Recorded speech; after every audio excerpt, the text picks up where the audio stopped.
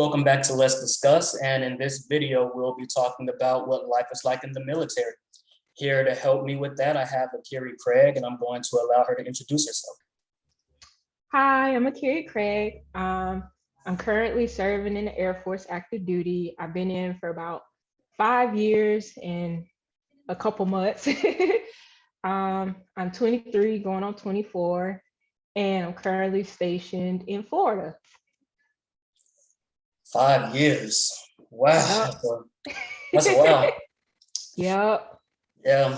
If you are on the fence about joining the military or trying to see what branch is best for you, or maybe you just always wondered what it was like, this is the video for you. So stay tuned and let's discuss life in the Air Force.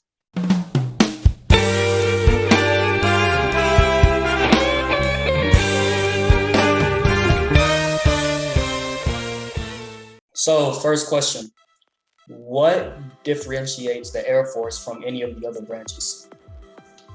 So to start stuff off, before I start answering the questions, I just kind of want to give this disclaimer that anything I say isn't like representative of the Air Force views. They're my views. So just take what I say. You could take it with a grain of salt. You could take it wholeheartedly, but this does not have anything to do with the United States Air Force. So I just want to put that out there first. Nice disclaimer.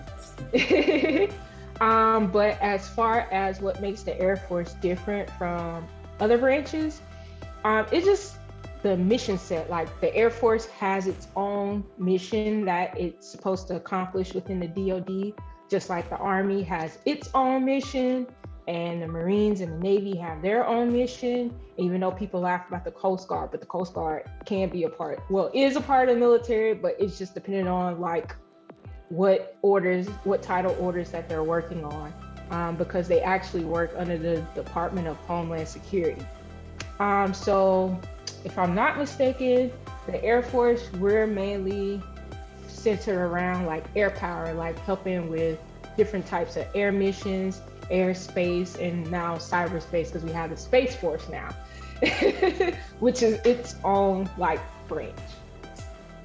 So yeah, it just depends on what you're interested in. And these are things you can easily Google on, Google, like, hey, what's the purpose of the Air Force? What's the purpose of the Army? Because the Air Force, like way back in the day before any of us was born, was actually a part of the Army. And then they separated and became their own branch, kind of like the Space Force. Like Space Force came from the Air Force per se. Right. So, right. Yep. Okay. Yep. So coming out of high school, you have to make this big decision on what you're going to do in life. What made you decide you were going to go into the military? And then what made you decide specifically the Air Force? Okay, so funny story. When I was younger, my mom used to complain about me like being lazy because I wouldn't do chores and stuff like that. And she'd be like, you need to join the military when you get older because it'll teach you some discipline and da-da-da-da-da. And I'm like, I'm not joining the military. And I think it was my junior year of high school, because, we had a naval ROTC. And so they were offering to take the ASVAB, which is pretty much they don't call it the ASVAB anymore. I don't know what they call it now. It's like AFQT or something like that. But it's a test to qualify you to join the military. So the Naval ROTC instructors put out some announcement during the school day and was like, hey, if you want to take the ASVAB, if you're interested in joining the military, whatever, just come by our office, sign up, and we'll give you the date and time to be in the auditorium to take the test. So I was like, cool, okay, I'll just do it. It got me out of class. So signed up to take it. It was in the auditorium. It was the written one because they have a written version and then they have an online computer version. So I took the written one. It took about a couple weeks, and then they called everybody who took the test to their office, gave them their score sheet. So I scored a 41. So there's like a general score, and then there's sub scores in the ASVAB. I'll get into that later. So my general score was a 41. So they were like, yeah, you could get in the military with that, blah, blah, blah. So I don't know how, but I guess the local recruiters got a hold of my score, and it just so happened to be an Air Force recruiter. So they called my house like after school. My mom answers the phone and she's like, "Hey, there's an Air Force recruiter on the phone for you." And I was like, "Air Force recruiter? Okay." And so they like asked me, did I take the ASVAB? And I was like, yeah. And they were like, "Oh, okay, because we got your score. 41 isn't too bad, but we would like for you to come in to maybe talk if you'd like to, and maybe possibly get you a higher score if you're interested." And I was like, sure, why not? And so I told my mom, and she was like, okay. So made an appointment with the recruiter. Long story short, took the ASVAB over again, scored a 61. So then during that same time, I was applying to go to different colleges, because at the time I was dead on like, I'm gonna go to college when I graduate. I actually learned around senior year that I had a full ride to Alabama A&M, and they also wanted me to be in their honors program. Okay. And then I was like, that wouldn't sound too bad. But then when I talked to the recruiter, he was giving me the whole spiel about the Air Force, like if you do 20 years, you can retire with a pension, healthcare, which we have called as TRICARE. They were like, you can travel, you get paid on the 1st and the 15th, and they pay for school. I'm like, oh, so y'all pay for school and I got a job and I get a guaranteed paycheck and free health insurance? And I was like, free ride, Air Force, I don't know. I was on the fence for it for a while. But ultimately, I ended up just going with the Air Force. I joined their delayed entry program. So pretty much it's for like high school juniors and seniors that are waiting to graduate to actually swear into the Air Force. So that was really why, just the education, the benefits, the steady pay, especially because during that time, my grandma had just passed away, and things were like getting hard with my mom and stuff like that, job wise. And I just didn't want my mom to have to get another job just to make sure I had like dorm supplies and stuff like that. And I was like, well, I'm gonna be 18. I don't want to like depend on you no more, because you've done enough for me and everything. So yeah, that pretty much fueled my decision. And so we graduated May of 2016, and July 2016, I went to basic training, and the rest is history. So. Meanwhile, I went to A&M and went into the honors program. So I'm not going to say you picked the wrong decision, but I'm just playing. I'll be right there with you though. Yeah. So me personally, and I'm sure there are many other people like you, never really considered the military. Mm-hmm. At a certain age, when you hear military, you think, oh, you're going to go fight in the war, right? Mm-hmm. So tell me what are in the Air Force, because, that's what you do. Tell me what are some of the jobs you can get, like what other options are out there other than, just going to war. Okay, so every military branch, their end goal is, if something pops off, they do have an integral part of being in whatever war there is. But we haven't had World War III yet. So there's actually a lot of jobs and a lot of things that are transferable on the outside.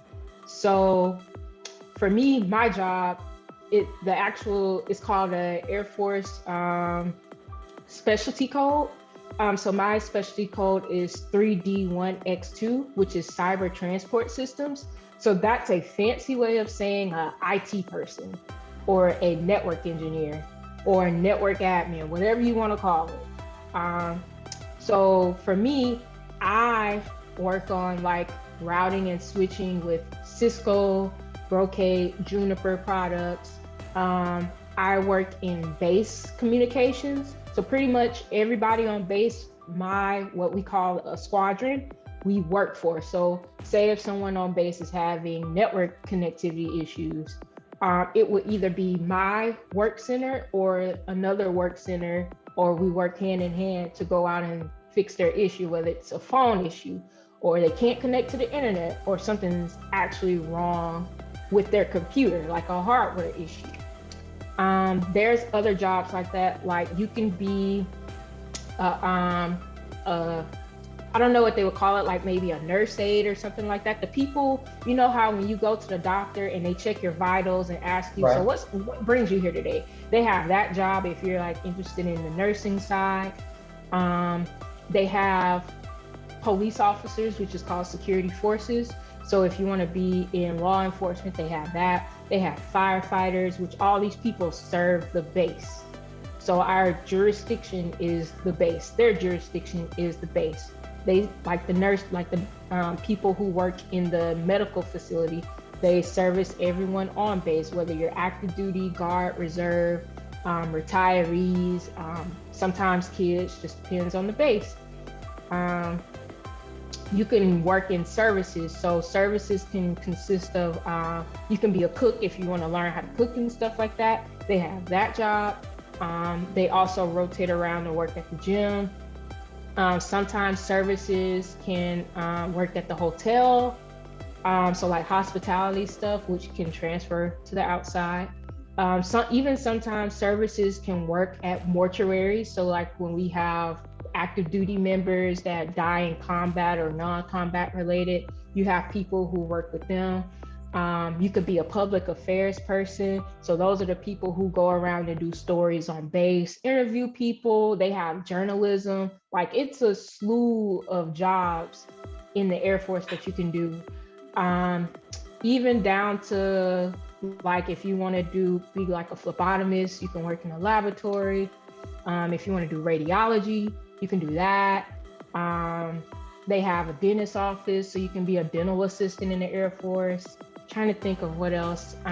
You can do logistics, so like supplies, like ordering supplies for people. And you can do that like just regular military supplies or like medical supplies. You can work on aircraft, different types of Air Force aircraft. It just depends on what base you go to. Because every base has a different aircraft. Some bases may not have aircraft at all. It's a lot of jobs you can do. So it just depends on what you're interested in. Your ASVAB score actually dictates what jobs you can get. So if I was someone applying or trying to join the military, I would ask your recruiter, like, hey, I want to do this. What score on the ASVAB do I need for this job? And then you just kind of study, for that, and then hope that you get it. It's a lot out there. Question, what if you want to do this job, but you don't have a high enough score? Can you retake, or can you get some training, or how, if you know? Yes, so you could take the ASVAB and maybe you didn't score high enough for a job and they give you another job or you settle with something else. But after a certain point in your career, just depending on how long you sign your contract for, you can retrain into a different job. And then at that point, you can take your ASVAB if you want to, like if you just decide to settle with a job just to get your foot into the Air Force, and then retake the ASVAB. And then once you meet that score requirement, you just submit the paperwork. I haven't done that, but I know it's like it can be a lengthy process just depending on the job. But I strongly recommend having a list of jobs, because they're going to make you write down a list of jobs that you want based off of what you qualify for anyway at the recruiter's office. But I strongly advise putting things down and researching what the job is before just picking it. Because some people have picked jobs that sounded cool, but when they got to their first duty station, weren't really cool. So that is possible. Okay. What would you say are some pros and cons of being in the Air Force? Don't do anything that's gonna get you in trouble. Trust me, I'm not. So I guess some pros are a steady paycheck. especially during COVID. Like a lot of people got laid off because of COVID, or like their job just shut down so they couldn't work. So while not to like sound arrogant or anything, but literally like while people were getting laid off and whatnot, like we were still getting a paycheck. Um, my next pro is the ability to take time off and still get paid. So you get 30 leave days a year, so 2.5 days a month, each month at the end of the month per se. And you can take your leave pretty much any time you want, unless it's like something crazy going on base, or you don't have enough people to cover for you at your work center. But you get to take leave whenever you want. Like for me, I just came back from a deployment, and I have actually over 60 something days of leave, which technically I'm not supposed to have, but due to coronavirus and stuff, we couldn't travel. So I actually took this whole month of October off, and I'm still getting paid. So I'm still getting paid. I think another pro is the healthcare. Sometimes it's not the best, but I will say it covers everything, like anything you need. Like I wear glasses, so I get a free pair of glasses or two free pair of glasses every year for my eye exam. My dental appointments are free. If I fall and break something, which I did, I broke my elbow like last year before last. That was free because I had to go to the hospital and get x-rays. It's covered. So your hospital stays are covered. If you have to go to urgent care, it's covered. Medicines and stuff like that, covered. Another pro, I say you could travel. You can travel on the government's dime per se. Because there are some people there, we have duty stations in Korea, Japan, Hawaii, Alaska. You can go on temporary duties to like some of the islands. You can go to Germany, just all of Europe, Italy, Africa. You can deploy to Africa. Like there's a lot of different places you can go in the military. So it's a lot of traveling you could potentially do. But again, that hinges on what base you're at, and what job you have, because not all jobs can go everywhere, if you get what I'm saying. Yeah, I'm actually glad you brought that up because I forgot. I also wanted to ask you on things like that, how much of a say do you have versus like, oh, I want to go here, I want to work doing this, and how much of it is, I'm your sergeant, you work here, you go here. Um, It depends. I understand your question. So as far as being stationed somewhere, you kind of have a say so, but it's where the Air Force needs you. So like I can put on the list that say I want to get stationed at Keesler, which is in Biloxi, Mississippi. I can also say I want to get stationed at Maxwell Air Force Base, which is in Montgomery. But at the end of the day, it's where the Air Force needs me. So maybe they don't have enough spots in, say, Maryland and Alabama, so I have to go to Mississippi or however that may go. Because you have a dream sheet that you can fill out, and it's higher up people who determine your eligibility to go to certain bases. So you kind of have a say so, but you kind of don't. It just depends. Some people are really lucky and get to go everywhere that they want to go on their dream sheet. Other people not so lucky. So it just depends. All right, I think this will be the last question I have for you. Okay. So what general advice would you give someone that's looking to join the Air Force or even the military in general? This will actually kind of tie into the cons part of the question, because you asked the pros and the cons. I will say, if you're not willing to conform to certain standards, I would not join the military. And I only say this because as we represent the United States, I represent the United States Air Force every time I put my uniform, actually in and out of uniform. But anytime you're like in uniform, there's a certain way you have to have like your hair. Like ladies, we can only have our nails certain colors. We can only have our hair certain colors, wear it certain ways. There are certain things you're allowed to do, not do, wear, not wear. There's customs and courtesies when you're talking to people, or if there's people that outrank you, like officers, you always salute and stuff. Um, so I say that as a con, but also like if you're not willing to conform to certain standards, I wouldn't join. Um, I would also say that you do have freedom in the military, but always remember that they can call you, they can recall you whenever they need to. So like if something's popping off and they need you, they can call you and tell you have to be on base within the next X amount of hours. So that's kind of a big one. I never really had that happen in my 5 years of being in. Something has to really like go down in order for that to happen. But yeah, I would say if you want to join. It doesn't matter.